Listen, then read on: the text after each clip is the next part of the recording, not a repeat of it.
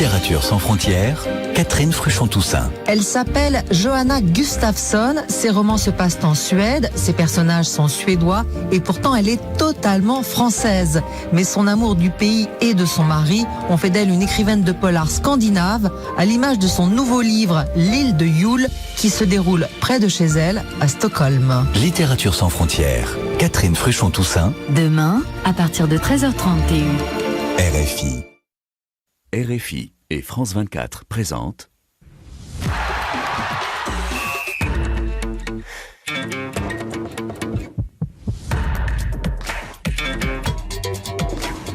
Radio Foot International, le Café des Sports, Annie Gasnier. Bonjour à tous et merci d'être au rendez-vous hebdomadaire du Café des Sports sur RFI, sur France 24, sur Facebook Live, tout ça en même temps et tout ça pour nous suivre dans différentes dimensions. Nos invités, ils sont présents, le quatuor, on va dire, a un petit peu évolué aujourd'hui, mais il est toujours là, lui. Bonjour Rémi Ngono. Bonjour Annie, et je retrouve un revenant. Voilà. Oui, on va le dévoiler avant, mais moi j'aurais voulu dire quelque chose. Rémi, la semaine dernière, vous nous avez dit que ça faisait 10 ans que vous étiez marié et vous ne saviez plus quel était le numéro, le nombre ou le qualificatif de ces 10 ans. En fait, ce sont des noces d'étain. Et regardez, on a même retrouvé les illustrations. Vous vous souvenez ? Wow. Ce mariage il y a 10 ans, et ben voilà, on y était avec Xavier Barré, avec Chérif justement, c'est vrai. avec Alejandro, le Réfé, on était nombreux. Ah, David Traoré aussi. Chérif, il avait la même Et voilà mon bon Kessac. Mon bon Kessac est là aussi Exactement. derrière. Voilà, Ah oui. c'était il y a 10 ans et on a pensé à vous Rémi. Merci. Bonjour magnifique. Chérif Guémour. Bonjour Annie, bonjour à tous, c'est un plaisir. Merci de revenir dans ce Café des Sports. Ça faisait longtemps qu'on ça ne vous fait- avait plus. On continue à vous entendre à Radio Foot, mais C'est un grand plaisir. C'est un c'était grand plus plaisir. le Café des Sports. Vous retrouvez Rémi en face. Ah, il me manque Xavier pour l'électricité. Il est toujours très en forme, oui, mais Xavier était pris par d'autres occupations aujourd'hui. Bonjour Benjamin Moukanjo. Bonjour Annie, bonjour à tous. Tout va bien ? Oui, ça va être calme. J'ai Bien. surtout appris que Rémi il m'avait charré la semaine passée parce que Naples était sorti de la Champions League. Je peux te rassurer Rémi que j'ai pas pu venir parce que j'avais passé une très mauvaise semaine. Ah oui, ça, enfin, tu l'admets. Parce que c'est exactement comme ça aussi avec Xavier Barrère. Il est toujours occupé, pris, quand le Barça va mal. Donc, je t'avais bien dit que Naples n'allait nulle part. Bon, voilà. On monte va bien. On verra ça. Bonjour Frédéric Suto. Bonjour Annie, bonjour tout le monde. Nos auditeurs, nos internautes, Téléspectateurs, tout le monde est là ? ils sont tous là, ça commence à arriver. Alors on nous demande où est Xavier, est-ce qu'il est parti danser ? Là, il y a quelques Oui, messages. exactement. Et puis on a un bonjour du Suriname, Alain Gouet, fidèle auditeur, je vous écoute depuis le Suriname. Bonne émission à vous tous. Eh bien, merveilleux. Wow. Et merci à tous de nous suivre à travers le monde. D'ailleurs, notre session en carton, en fin d'émission, nous donne toujours l'impression de voyager grâce à vous. Alors, au menu de nos débats de ce Café des Sports, nous aurons la 106e finale de Coupe de France demain soir au Stade de France. Les Canaries d'Antoine Comboiré, tenants du titre, auront l'opportunité d'un doublé. Mais les Toulousains rêvent, eux, d'un titre qu'ils n'ont jamais remporté en tant que TFC. Une rencontre sous très haute surveillance, sécuritaire, pour diverses raisons, notamment des supporters, véritables frères ennemis. Newcastle de retour sur le podium en Angleterre à 6 journées de la fin du championnat. Les Magpies renversent leurs adversaires en espérant décrocher la Ligue des Champions. Sont-ils vraiment ancrés dans le Big Four, ces Magpies ? En tout cas, un bel exemple à suivre, qu'on se le dise, et vous saurez pourquoi. Talentueux, mais imprévisible, Youssef Belaïli est l'enfant terrible du football algérien. Le champion d'Afrique 2019 ne brille guère dans les clubs où il passe. Il a encore disparu, cette fois d'Ajaccio, sans laisser d'adresse. Un triste gâchis pour un joueur plein de talent. Qui m'a aidé à préparer cette émission ? Pierre Guérin, associé à Laurence Elerno, et pour tout ce qui est l'illustration vidéo, Yann Bourdelat, Steven Esley et Mathias Taylor. Le Café des Sports, les débats sont ouverts.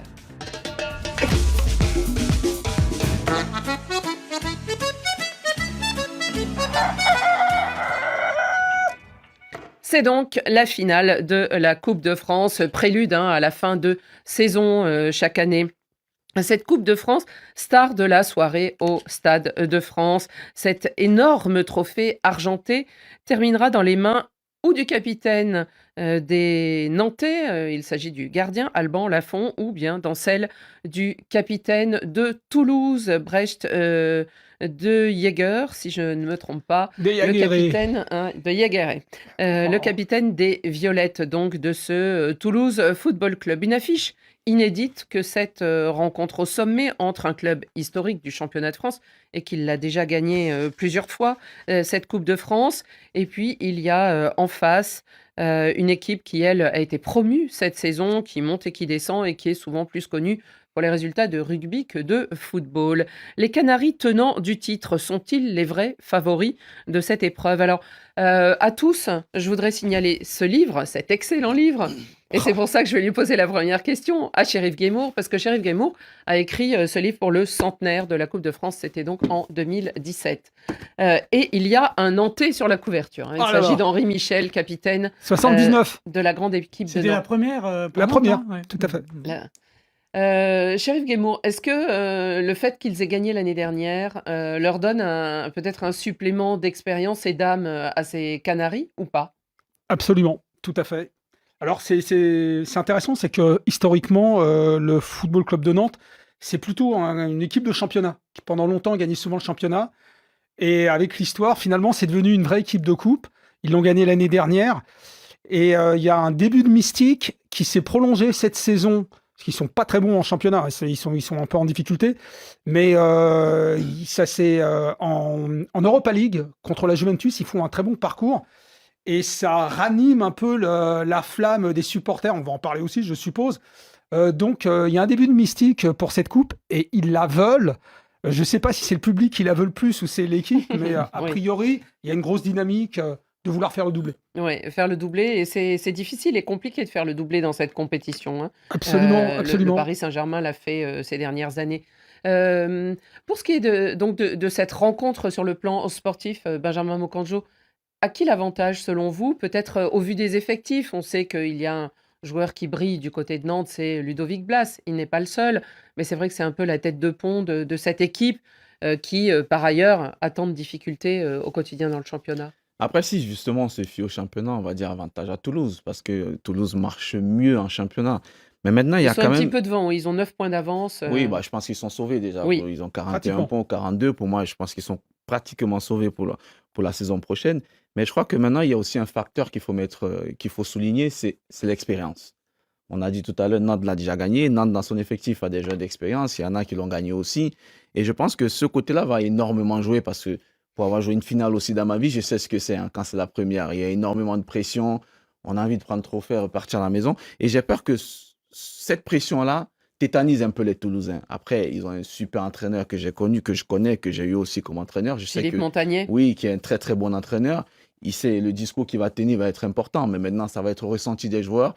Il faut tout de suite entrer dans ce match-là. Ça ne va pas être un match facile pour Toulouse, mais Toulouse a quand même de bons joueurs. Et pour approfondir un peu, on voit que le recrutement de Toulouse a été très très intelligent aussi, a été très très bien fait, avec des joueurs qu'on ne connaissait pas tous, hein. Moi, pour la plupart, je les ai découverts cette année, mais c'est ça un fonctionne. collectif qui Globalement, ça fonctionne très fonctionne. bien. Ça fonctionne, ouais. Montagnier a souvent joué en 3-4-3. Là, on voit qu'il a changé, il est passé à 4 derrière. 4 derrière. Donc, il y a aussi cet atout-là qu'il faut prendre en considération, cette faculté de changer le système en cours de match ou même avant les matchs.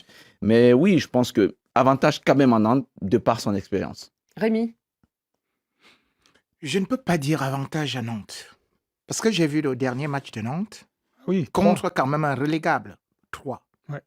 Alors, je vois comment est-ce qu'il Ouais, ils ont eu termine ce beaucoup de chance de match-là. faire match nul, ce Oui, de jour-là. faire cette 2-2 là, c'était Mm. vraiment rigrac. Le but, il est limite. Il est limite, il est limite. Et puis, je constate quand même que cette équipe que je croyais être réaliste a manqué justement d'être clinique au niveau de la finition parce que quand même 19 tirs où j'ai vu, pratiquement c'était presque 80% des tirs qui étaient non cadrés.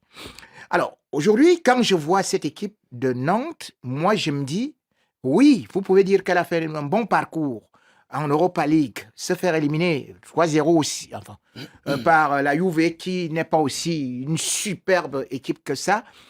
Je vois cette équipe de Nantes qui fait des prestations qui ne sont pas aussi convaincantes que ça. Pour moi, aujourd'hui, cette équipe peut être surprise par Toulouse. Parce que Toulouse, aujourd'hui, est sûre de conserver déjà, au moins de rester en Ligue 1. Or, là, le problème de Nantes, la pression est double. Pourquoi est-ce qu'elle est double? Parce que vous êtes en 16e position. C'est-à-dire vous n'êtes même pas encore assuré de votre maintien. Premier non relégable. Voilà, premier non relégable. Et maintenant, vous êtes en train de regarder aussi que, est-ce que par rapport au championnat, est-ce que nous allons faire ceci, nous allons faire cela, par rapport à cette coupe, nous avons lâché ceci, nous allons lâcher cela. Bon, à une certaine période, je me dis, cette équipe de Nantes, ce n'est pas véritablement moi. J'accepterais que Nantes gagne parce qu'il y a Castelletto Camerounais qui est là-bas. J'accepterais bien parce que voilà, j'aime bien Delors, j'aime bien Lafont qui est au gardien de but. Mais quand véritablement ces dernières prestations, elles ne sont pas aussi convaincantes que Qu'est-ce ça. qui se passe dans la tête des joueurs, justement, par exemple, Benjamin? Vous êtes en finale de la Coupe de France, qui est une coupe prestigieuse, qui est une finale prestigieuse, et en même temps, vous vous battez au quotidien pour le championnat. Est-ce qu'il y a un moment, il y a une compétition qui prend le pas sur l'autre dans la tête des joueurs? Oui, notamment, on parlait du match contre Troyes, ce match avant le match de demain. Je crois que quelque part, ce match contre Troyes, dans la tête, ça a joué parce qu'ils préparaient déjà la finale. Moi, je suis persuadé, hein. Je suis sûr, depuis ils se sont qualifiés pour la finale, il n'y a aucun joueur qui veut rater une finale. Personne ne veut la louper, tout le monde veut la jouer. C'est ce que leur Et reproche qu'on boirait oui, d'ailleurs. mais il a raison, parce que ça se voit. Il a dit, j'ai compris que de toute façon, jusqu'à la finale de la Coupe de France, Ah voilà. Ça ils se n'ont pas voit. la tête au championnat. Et le danger dans Ils ça, c'est joueront que si à qui demain, tout tu, double après. le danger, c'est que si demain tu gagnes pas la finale, tu prends un sacré moral dans Par la contre, tête ouais, parce c'est qu'il faut rebondir derrière. Ouais, c'est vrai. T'es pas sûr de repartir. Frédéric? Ouais, on a des supporters canaris hein, qui se manifestent. La Chris Mbala, les Canaris sont favoris avec notamment leur joueur congolais, Samuel Moutoussamy, qui sera là. Nantes va encore gagner, nous dit Isidore Kouakanou. Réaction encore là, c'est un petit clin d'œil à Xavier Barré. On sait que Nantes, c'est son club de cœur. Oui, Il dit, le jour où Nantes est en finale, Xavier n'est pas là, il préfère aller danser.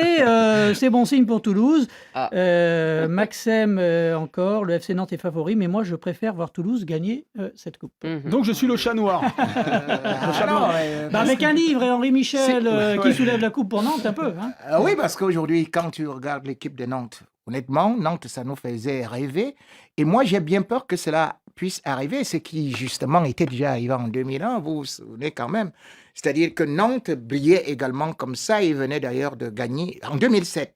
Il venait d'être champion de France. Et en 2007, ils se sont retrouvés dans une telle situation, de telle sorte que, justement, c'était la relégation. C'est comme ça que Nantes, qui avait passé 44 ans en première division, s'est retrouvé en deuxième division parce que nous étions justement dans le même cas d'espèce. Et moi, j'ai bien peur par rapport à ça parce que Nantes, c'est bien, parce que c'est quand même l'histoire de la France, avec des grands joueurs, que ce soit Didier Deschamps, que ce soit des Desailly, que ce soit même les Thuram qui sont quand même passés par là, et même Bossis qui sont passés par là, et même Bourouchaga qui a joué contre le Cameroun, ils sont passés par là. Donc c'est une équipe qui faisait rêver et que j'aurais souhaité qu'elle puisse véritablement rebriller comme avant. C'est vrai que mon ennemi juré, Xavier Barré n'est pas là, mais tout au moins au niveau de Nantes, nous avons un dénominateur commun. Chérif, ce trophée, il est extrêmement beau, il est iconique, c'est vraiment un énorme saladier, comme ça, un vase en argent. Je l'ai porté. Hein, c'est très lourd, c'est très beau, c'est de l'argent massif. Avec un socle, un socle en marbre blanc. Il date de 1917 et c'est le même depuis la création de la compétition. Hein. Absolument, il a un design un peu du début du siècle. Et, Alors, ce qui est intéressant, c'est que cette compétition, elle est accessible finalement aux petits. Et c'est ça qui peut-être joue ce qu'on appelle la magie de la Coupe de France.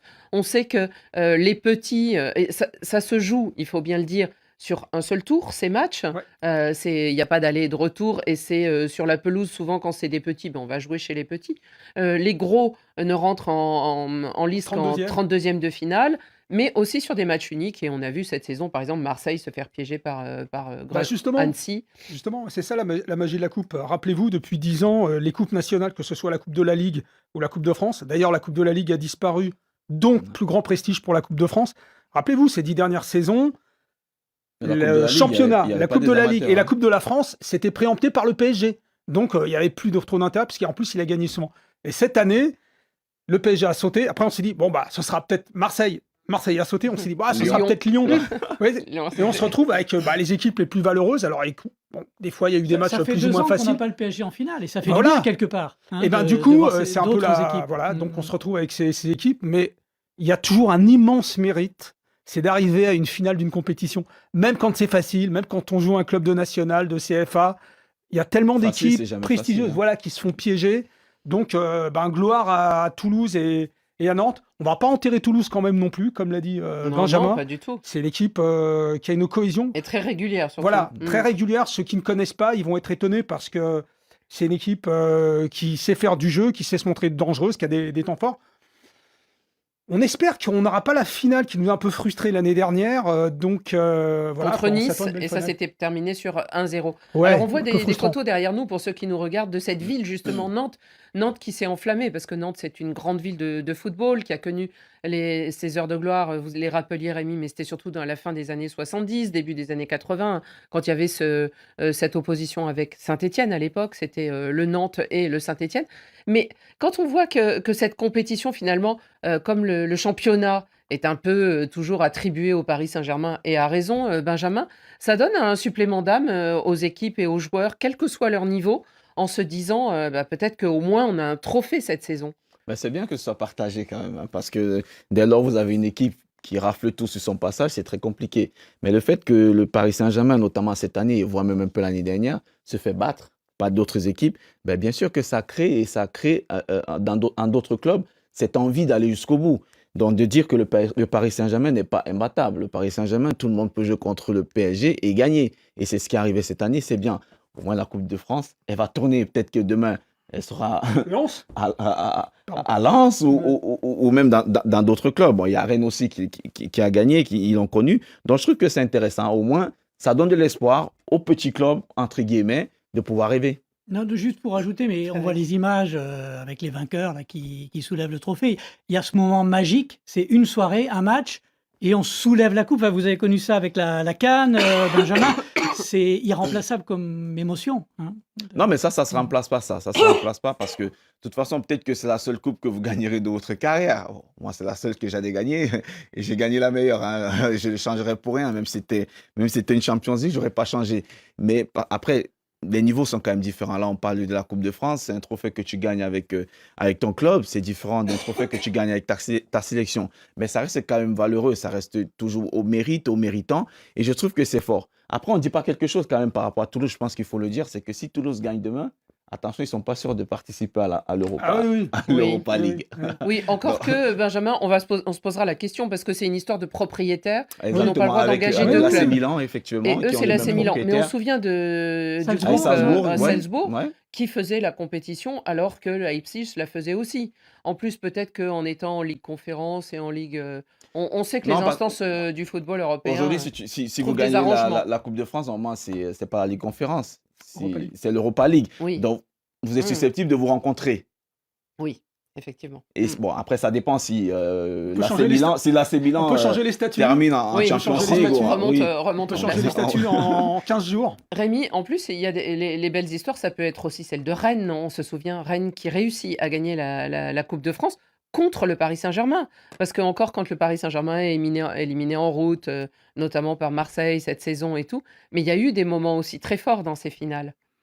Oui, parce que il faut savoir que la Coupe de France, elle peut avoir ce sentiment de pouvoir faire la compétition entre David et Goliath quand on est devant. Et c'est pour ça que j'ai dit que, attention, Toulouse, même si Toulouse n'est pas seulement le David, parce que Toulouse, au niveau des prestations, est devant Nantes. Mais néanmoins, on se rend quand même compte que beaucoup d'équipes préfèrent gagner, enfin, cherchent à gagner cette équipe-là, cette compétition-là, parce que même quand Nantes était au sommet, je dis bien que Nantes pouvait avoir des internationaux, mais Nantes n'a pas gagné la Ligue des Champions. Nantes a eu beaucoup de participation, mais vous allez voir que pendant ce temps-là, Nantes avait quand même réussi à gagner 3 Coupes de France. Et par la suite, après sa descente en 2e division, pour revenir, Nantes a toujours cherché à avoir ça. Nantes aujourd'hui, c'est que au regard de son effectif et de ses moyens, ne peut ni prétendre à la Ligue des Champions, peut-être même pas à l'Europa League. Ouais, Donc, bah, tout sûrement ce pas. qu'il faut absolument, c'est gagner la Coupe de France, comme le dit un proverbe africain. Mieux